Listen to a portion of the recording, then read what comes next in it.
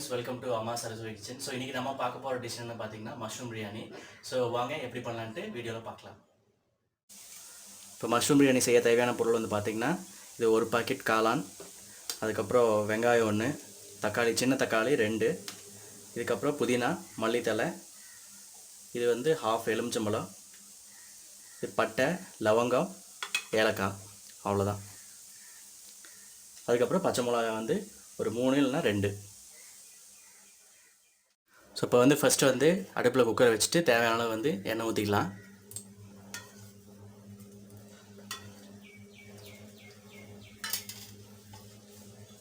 So எண்ணெய் ஊற்றிட்டு அதுக்கப்புறமா வந்து ஒரு ஸ்பூன் வந்து நெய் ஊற்றிக்குங்க.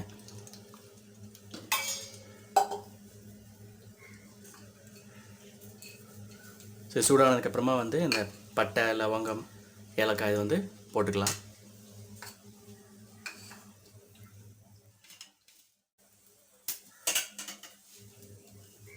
ஸோ இதில் வந்து வெங்காயம் ஃபஸ்ட்டு ஆட் பண்ணிங்க.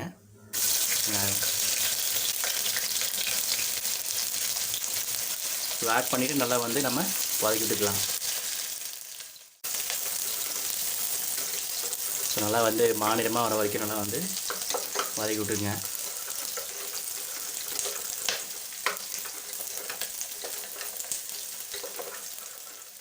இதில் வந்து அடுத்து பச்சை மிளகாய் வந்து ஒரு 3 இல்லைனா 2 கட் பண்ணி வச்சுருக்கு, அதை வந்து போட்டுக்கலாம் காரத்துக்கு தகுந்த மாதிரி.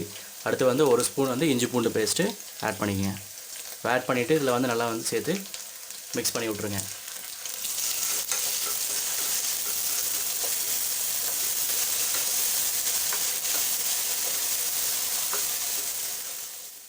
ஸோ அடுத்து இது வந்து நல்லா வதங்கினதுக்கப்புறமா வந்து கட் பண்ணி வச்சுருக்க தக்காளி வந்து நம்ம ஆட் பண்ணிக்கலாம். ஆட் பண்ணிவிட்டு நல்லா வந்து இதில் மிக்ஸ் பண்ணி விட்ருங்க.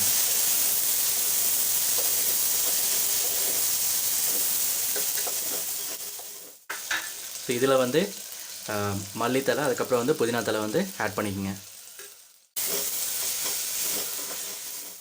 ஸோ இதில் வந்து கொஞ்சமாக வந்து ஒரு ஸ்பூன் வந்து மல்லித்தூள் ஆட் பண்ணிக்கங்க.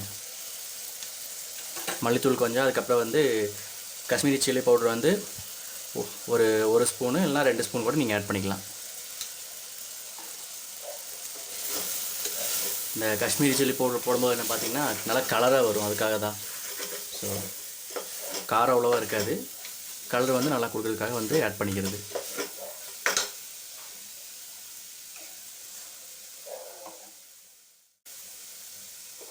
இதில் தேவையான அளவு வந்து உப்பு ஆட் பண்ணிக்கலாம்.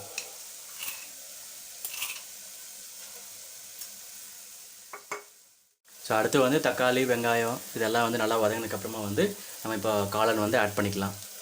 ஸோ ஆட் பண்ணிக்கங்க. ஆட் பண்ணிவிட்டு இதில் நல்லா வந்து நம்ம மிக்ஸ் பண்ணி விட்டுக்கலாம் இந்த மசாலாவில்.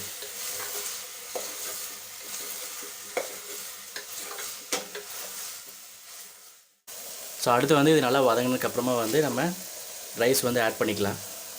ஸோ இந்த ரைஸ் வந்து பார்த்திங்கன்னா ஆல்ரெடி வந்து 10 நிமிஷம் தண்ணியில் நல்லா ஊற வச்சுருக்கு. ஸோ ஊற வச்சதுக்கப்புறமா நீங்கள் வந்து இதில் ஆட் பண்ணிக்கங்க. ஸோ இது வந்து பார்த்திங்கன்னா 3 பேர் அளவுக்கு வந்து நாங்கள் செஞ்சுட்டு இருக்கோம். அது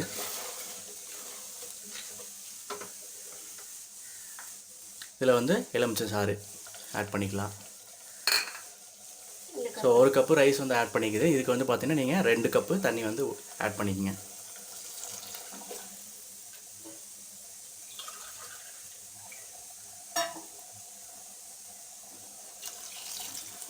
ஸோ 1 கப்பு ரைஸ்க்கு 2 கப்பு தண்ணி. ஸோ ஆட் பண்ணிவிட்டு நல்லா வந்து இதில் மிக்ஸ் பண்ணி விட்டுட்டுங்க. இதில் தேவையான அளவு உப்பு கூட ஆட் பண்ணிக்கலாம்.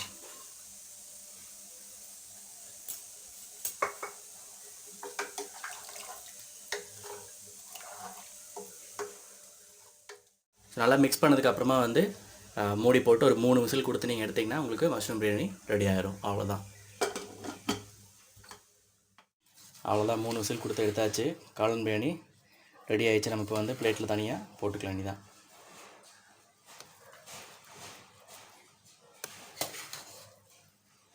நல்லா அருமையாக கம கமன்னு மணமாக வந்திருக்கு.